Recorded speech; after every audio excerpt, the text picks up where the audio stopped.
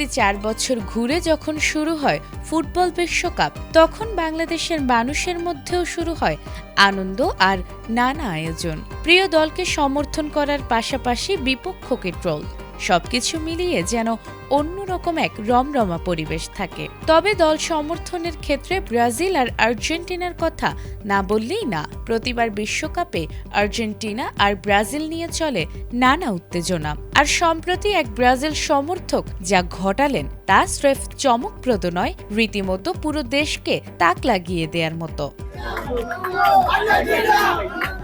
সাধারণত ব্রাজিল আর আর্জেন্টাইন সমর্থকরা বরাবরই একে অপরের কঠোর প্রতিপক্ষ হয়ে যায়। পছন্দের দল সম্পর্কে কোনো ধরনের কটু কথা মানতে নারাজ দুপক্ষই। যেখানে কথার মারপ্যাচে বদলে যায় সবকিছু, সেখানে দল বদল তো বিলাসিতা মাত্র। তবে এবারে এমন ঘটনাই ঘটিয়েছে মৌলভীবাজারের রাজনগরে ইমরান নামে এক যুবক।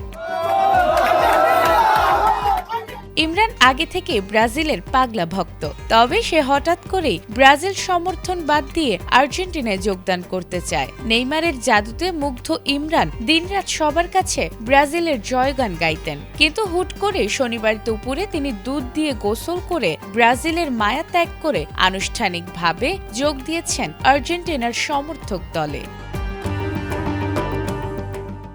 এ বিষয়ে ইমরান জানিয়েছে, বুক ভরা আশা নিয়েই তিনি প্রতিবার ব্রাজিল সমর্থন করেন, কিন্তু সম্প্রতি কোপা আমেরিকা থেকে বিশ্বকাপ কোথাও ব্রাজিল সাফল্যের মুখ না দেখায় হতাশ তিনি। আর এই হতাশার কারণেই তিনি যোগ দিয়েছেন আর্জেন্টিনার সমর্থক শিবিরে।